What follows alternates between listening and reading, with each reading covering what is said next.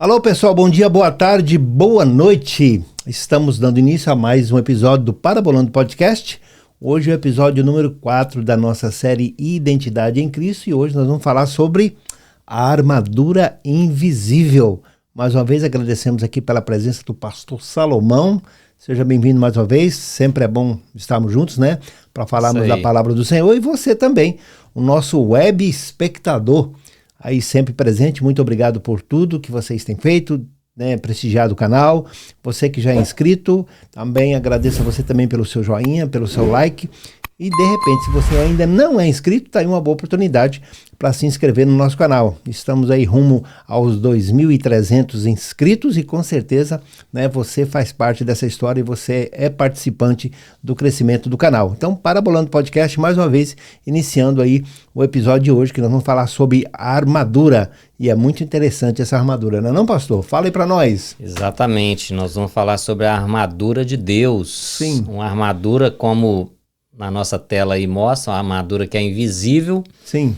Mas que é extremamente necessária para nós vencermos os conflitos que enfrentamos no nosso dia a dia. Sim. Às vezes a gente nem percebe que estamos em conflito, mas na verdade a vida do cristão ela é um conflito permanente, né? Paulo vai dizer isso na sua carta aos Efésios. Sim. E nós já vamos entrar no assunto aqui já.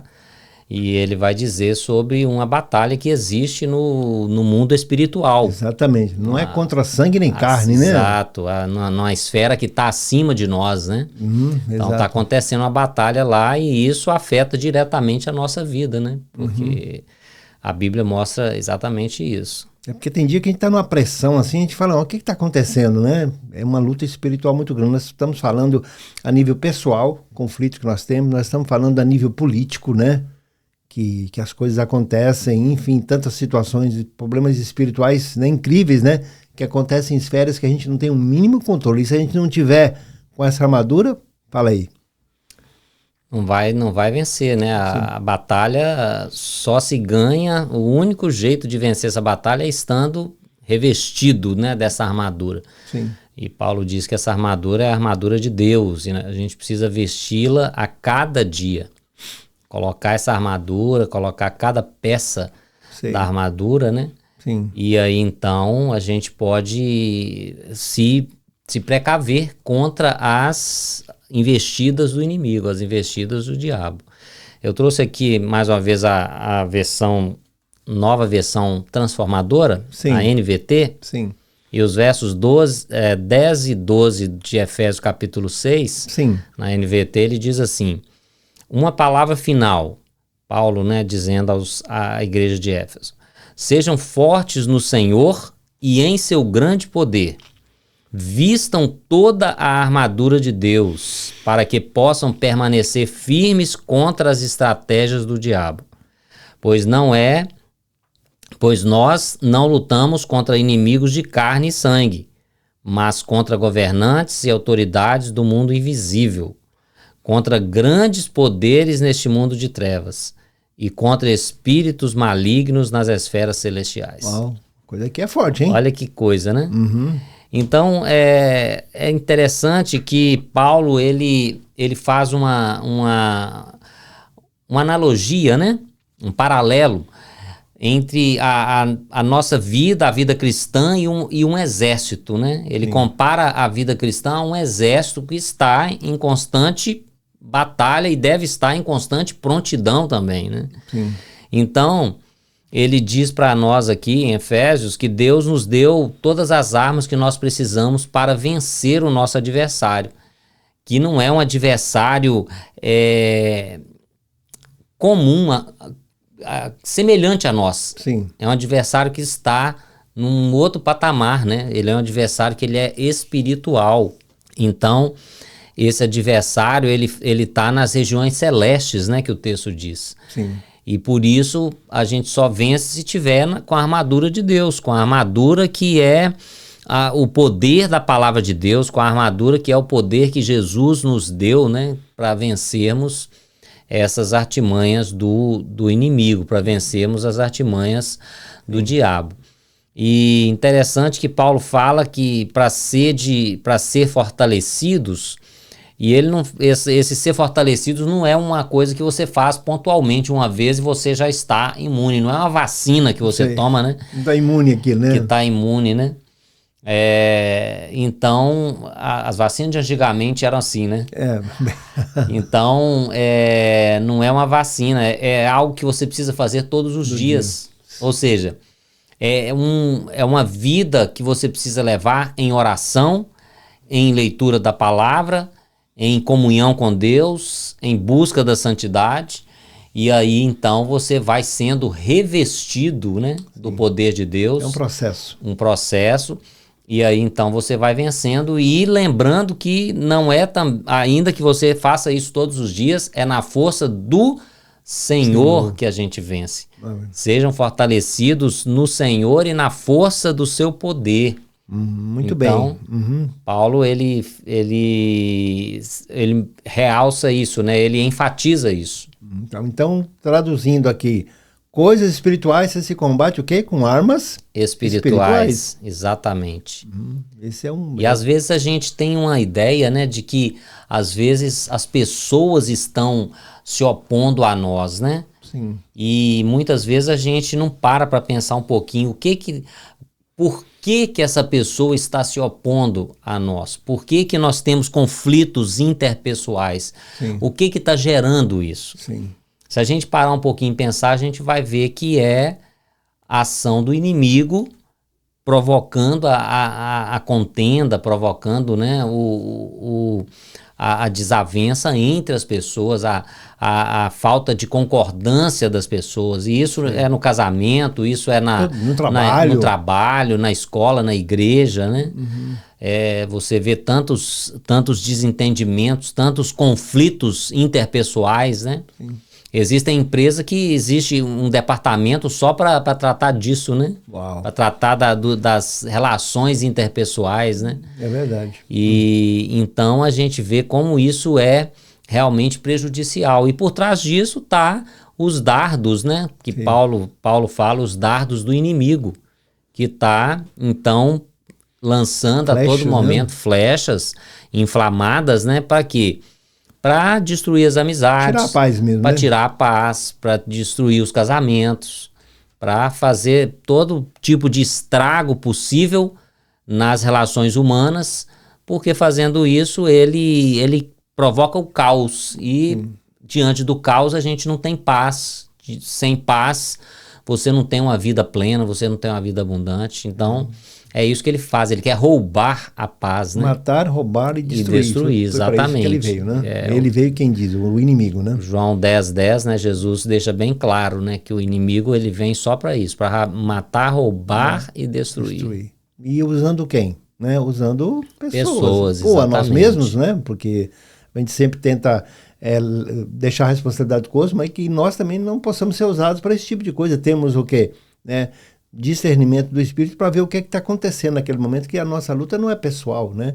Aqui está falando que a luta é espiritual. Espiritual, exatamente. E aí que entra essa questão da armadura, que é um revestimento, algo que você se protege, né? Cabeça, todas as partes do corpo. E a Bíblia é muito interessante, porque no caso Paulo está falando de armadura. O porquê que ele está falando de armadura? Porque ele fazia parte de um tempo, assim como Jesus, que o Império Romano, né, era um império que dominava a época de Jesus, a época de Paulo, e ali os soldados romanos eram o quê? Usavam armaduras. Então ele está usando uma palavra aqui que dava para ele exemplificava algo que as pessoas o quê? Facilmente entenderiam, né? Que o pessoal só olhava para o soldado romano, você já via aquela composição daquela armadura como um todo, né? Exato. E nos versículos anteriores, né, ele vai descrever cada uma das peças, né, da armadura. Sim. E ele exatamente, o exemplo que ele traz é de uma armadura romana, né? Sim. Capacete, couraça, cinto, sandálias, né? Espada, que em outras traduções vai falar que é botas, né? Mas na verdade era mais uma sandália mesmo. Sim. Mas era uma sandália bem preparada, né? Com garras e para não escorregar naqueles terrenos áridos, né, e cheios de pedregulhos. Sim. Então, ele usa essa figura aí do soldado romano para descrever essas partes da armadura, e ele relaciona essas partes da armadura com o evangelho, com a Bíblia, com a palavra de Deus. Sim. Então são as armas que a gente precisa realmente fazer uso delas, né? Com certeza. Muito bem. Então, traduzindo aqui para nós em linguagem simples, sem essa armadura do Senhor, nós estamos expostos e estamos fadados o quê? A derrota, né? Exatamente. A gente vê pelo texto que é impossível vencer sem a ajuda de Deus. Sim. Essa luta não está no nosso nível, como eu já disse, né? Sim, é outra dimensão. É outra dimensão, exatamente. Sim. Às vezes a gente não percebe isso, né? Não para perceber isso, mas existe acima de nós, entre né, a terra e o céu, digamos assim, Sim. existe uma luta acontecendo. Lá no livro de Daniel, a gente vai perceber isso, capítulo 10 de Daniel, né? Sim. Daniel, o profeta, ele diz que ele estava fazendo um jejum, estava orando e jejuando, pedindo a Deus entendimento da visão que ele estava tendo. Das profecias que haviam. E aí então, ele fala lá no capítulo 10 que depois de 21 dias orando, o anjo chegou para dar a resposta a ele. E o anjo fala com ele assim: Daniel, quando você começou a orar, no primeiro dia que você começou a orar, eu saí para te responder. Mas o príncipe da Pérsia, que é o nome que ele dá para um demônio, na verdade, né? Um principado, que aqui Paulo fala, né? Autoridades, governantes celestiais, né? Então ele fala que esse príncipe da Pérsia resistiu a ele durante 21 dias. Pensa bem, um conflito nas regiões celestes durante 21 dias. E ele fala que Miguel, o arcanjo de Deus... Cheguei a me arrepiar, meu negócio. Pensa, rapaz, Já pensou? Nesse embate aí, pensa aí. Então ele fala que, no capítulo 10 de Daniel, né, que o arcanjo Miguel veio em socorro do anjo Gabriel, né, que é o anjo mensageiro. Sim. E aí então foi que ele pôde vencer aquele principado e conseguir chegar e trazer a palavra, trazer a resposta para Daniel. Uau. Então isso fica claro de que tem uma luta acontecendo, tem uma luta nas regiões celestes, uma luta que a gente fala é uma oposição do diabo para que o evangelho não avance, para que as pessoas desanimem, para que as pessoas, para semear a discórdia entre as pessoas, para semear a discórdia entre casais. A gente estava, né, até conversando sobre essa questão em off, sobre a questão de famílias que tinham um potencial para ser bem-sucedidas, né? E que você vê que não se sustentam, o casal não consegue viver em paz, o marido não respeita a mulher, sendo fiel a ela, e vice-versa. A gente tem também casos assim. Então, assim, isso tudo é o que? É obra dessa oposição que está nas regiões celestes o tempo inteiro, tentando contra a vida daqueles que buscam ser fiéis a Deus, ser fiéis à sua palavra. Muito bem. E no caso dessa batalha, né? Que falando em batalha, você fala em exército, você fala em campos, né? Onde é que está essa força desse soldado? Onde é que ela se encontra? Onde é que ela está para nós? Exatamente. Sugestão para você que está aí. O verso 10, nessa versão que eu li, Paulo fala assim: sejam fortes no Senhor e em seu grande poder. Sim. Ou seja, a fonte da nossa força não sou eu, não é nada senão o próprio Deus. Se não for pelo Senhor, nós não vamos vencer mesmo, porque a força é dele, vem dele, e é na força dele que nós devemos lutar. A força de cada soldado no exército de Cristo está conectada ao poder do próprio general, que é o nosso Senhor e Salvador Jesus Cristo, né? Exatamente. Ele é o nosso general e ele é quem nos dá força para nós vencermos essas batalhas. Não é na nossa força, não é na nossa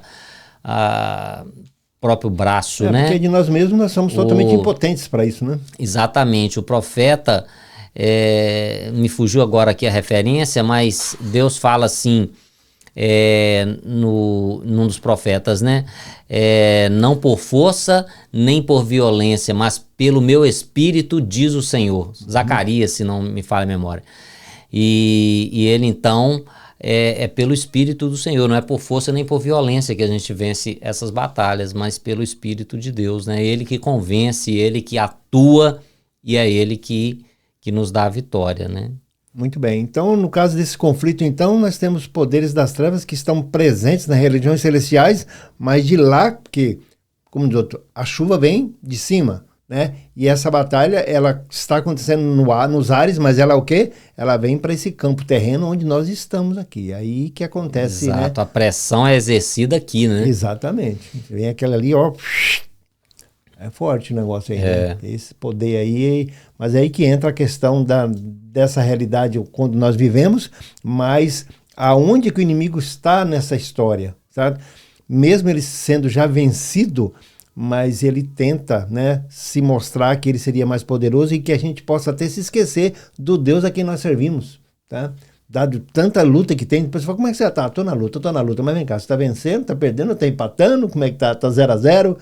Essa luta é constante, como, né, o pastor falou agora há pouco, ela é diária. Ela é diária. A partir do momento que nós acordamos, né, nós já entramos em conflito.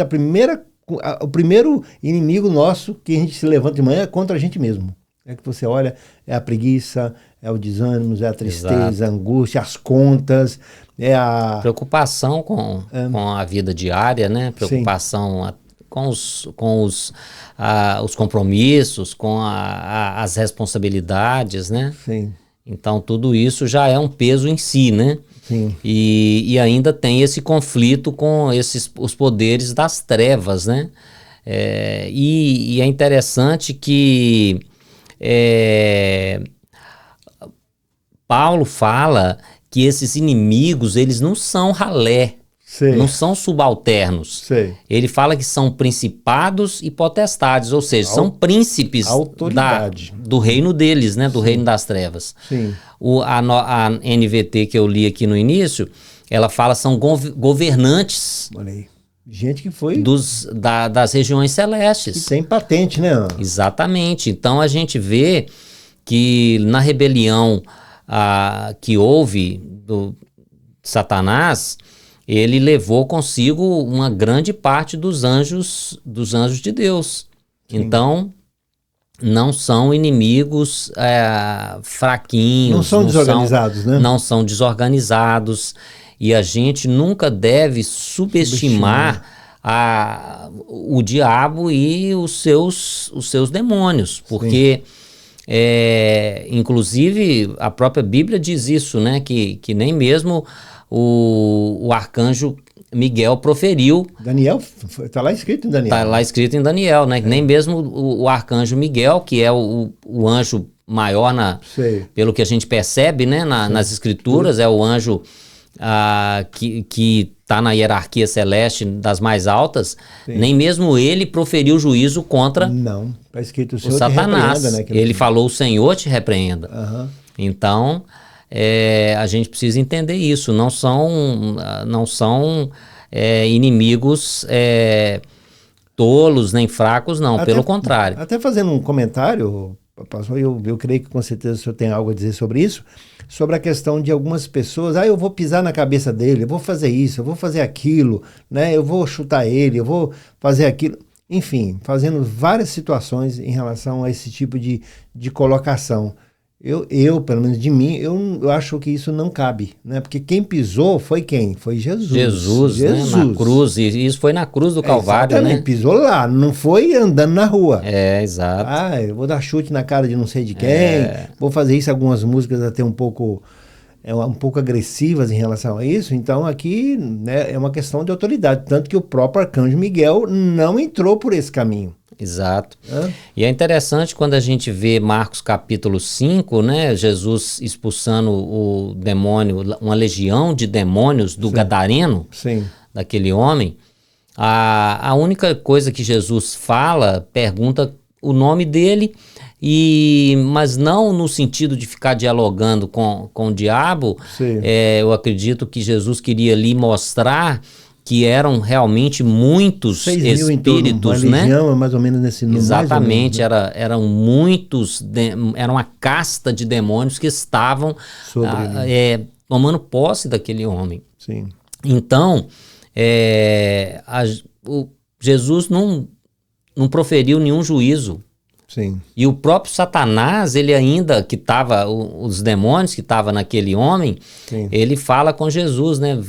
Por que vieste me atormentar antes do tempo? Sim. Ou seja, eles já sabiam que eles seriam derrotados, que não tinha outra opção para eles.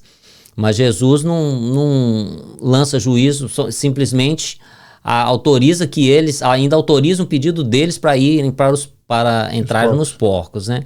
Sim. Então eu penso que a abordagem desse tipo de coisa, ela não deve ser nesse nível, né, de deboche, nesse nível de arrogância até espiritual, né? Porque nós, como eu disse aqui, nós fazemos o que fazemos, nós só fazemos na força do Senhor. Que de nós mesmos não temos a mínima condição. Não temos condição, não temos poder.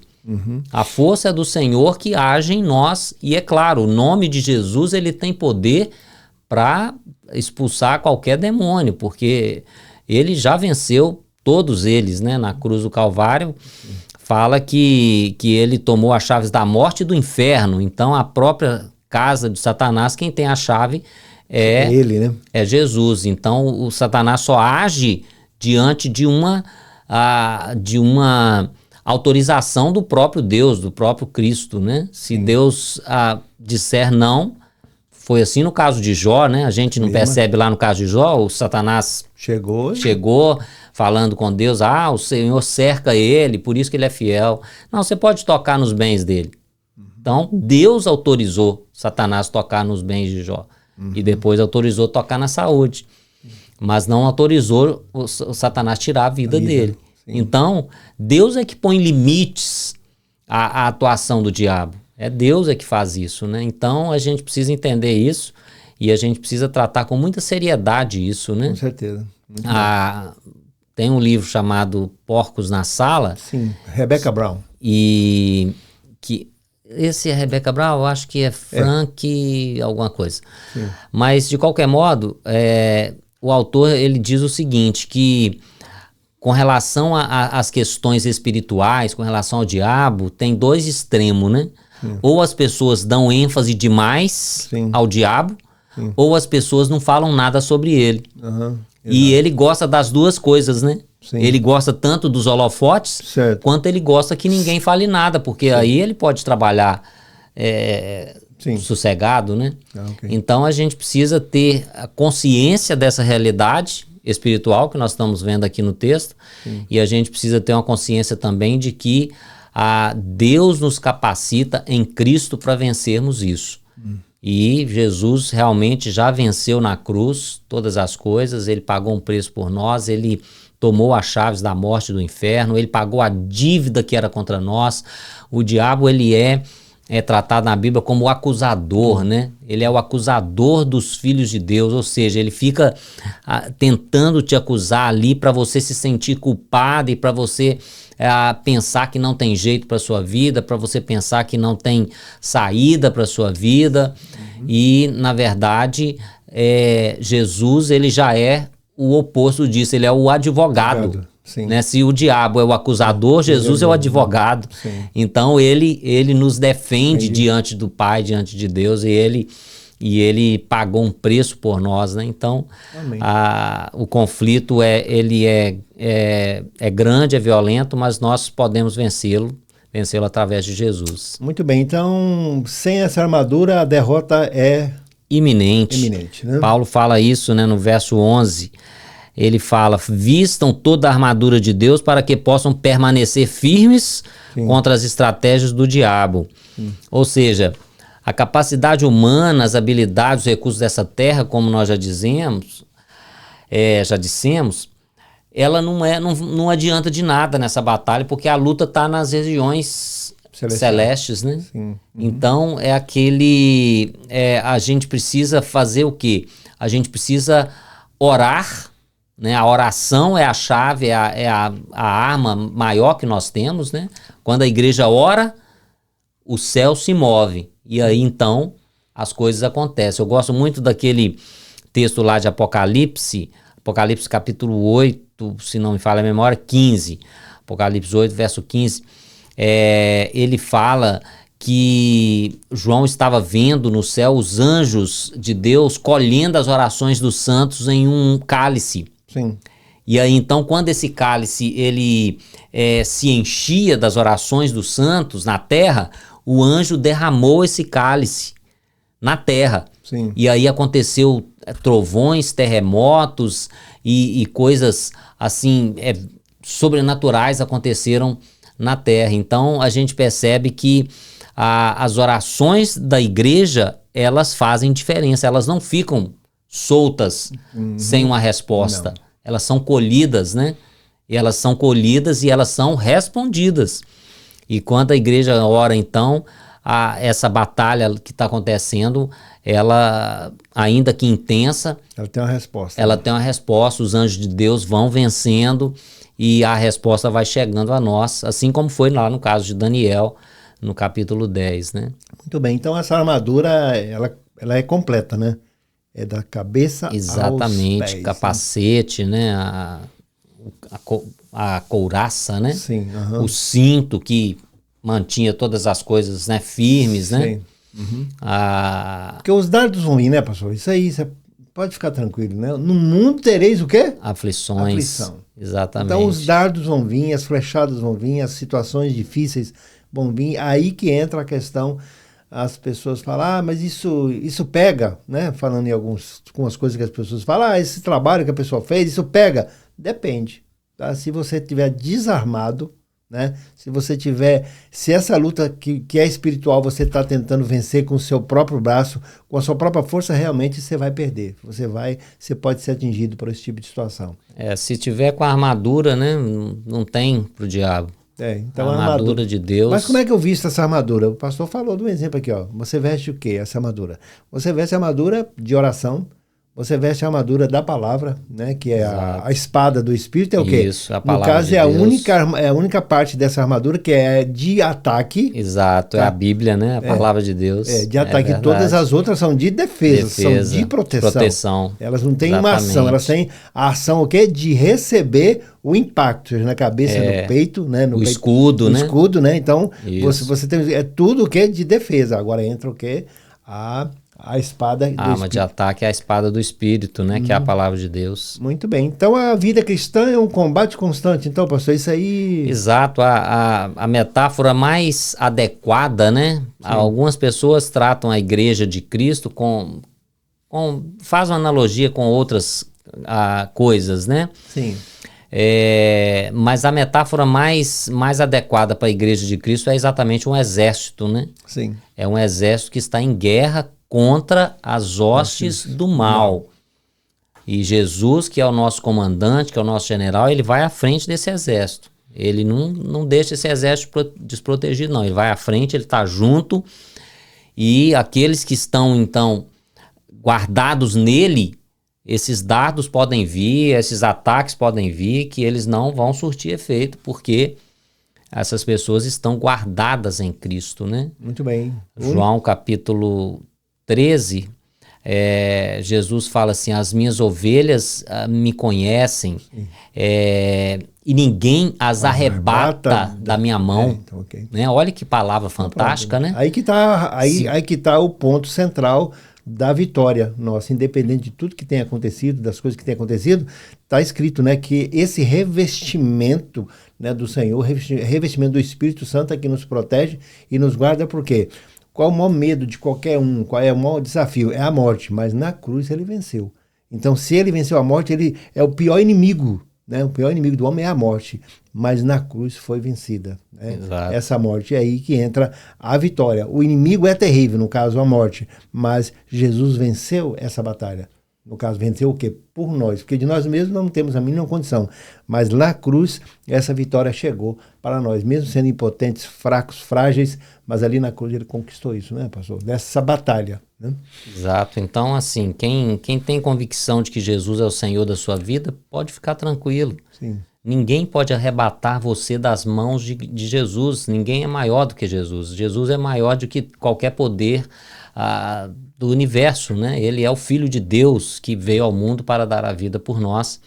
Então ele ele garante que ninguém tira as ovelhas da mão dele, nem mesmo o diabo, né? Com certeza. Sim. E a luta final que a gente vê de Jesus com o diabo, né? Lá em Apocalipse, lá em Apocalipse fala que com o sopro da sua boca, ele o destruirá. Sim. Então é uma luta assim que Jesus já venceu essa luta, já temos o resultado dessa luta, né? O resultado final. É a vitória de Jesus e sua igreja e daqueles que se tornaram seus filhos. Amém. Recebendo Jesus como Senhor das suas vidas. Muito bem, esse é o ponto aí, ó, né? Nós já estamos quase no finalzinho do nosso episódio, né? Do nosso Parabolando Podcast, falando a respeito da armadura. E aí entra essa questão do Filho de Deus, onde está escrito lá no capítulo 1 de João, né? Sobre a questão de ser o quê? Filho do Senhor, Filho de Deus. Eu não sei, né? Se você já fez a sua decisão, né?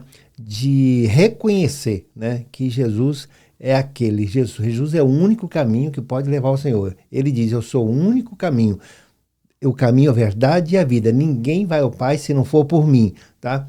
Eu não sei quais os caminhos que você que você tem procurado, mas eu quero dizer para você, só existe um caminho, e esse caminho é Jesus, que ele foi o único que venceu a morte ali na cruz, tá? E aqueles que estão com ele também são vencedores, porque ele mesmo falou, aquele que está em mim, aquele que está em Cristo, mesmo que esteja morto, o quê? Viverá. Porque a vida aqui, essa vida que a gente passa terrena, que seria chamada vida abundante, ela é uma vida que tem prazo de validade, mas a vida eterna não, tá? Porque ele está assentado à direita do Pai e no momento certo ele vai vir, vai arrebatar aqueles, né, que estão nele, e um dia ele vai voltar também, né, para reinar nesse mundo. Não é não, pastor? Então, as suas considerações finais para essas pessoas que estão nos ouvindo, que de repente, com certeza, cada um tem sua luta, cada um tem sua dificuldade, não sei se é de relacionamento, eu não sei se é algum vício, se é alguma questão financeira, seja a luta que você está passando, eu quero dizer para você que aquele que está em Cristo, certo, é mais do que vencedor. Tá bom, pastor? Então, considerações finais, nós estamos encerrando, tá? Já. Isso, você que está enfrentando qualquer tipo de luta que seja, como o pastor acabou de dizer, lembre-se que essa luta começa primeiro nas regiões celestes. E o único meio, na verdade, de você vencer é você se revestindo da armadura de Deus, é você buscando a presença de Deus, buscando em oração, colocando suas questões diante dele e fazendo de Jesus o Senhor da sua vida.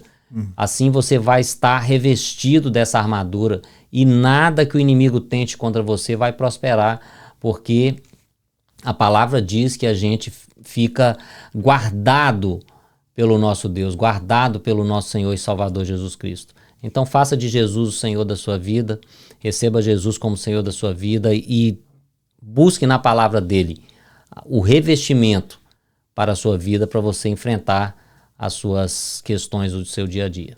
Beleza, então. Pessoal, muito obrigado por mais uma vez você estar conosco no Parabolando Podcast e nos vemos até o próximo episódio. Bye, bye, tchau para vocês. Tchau.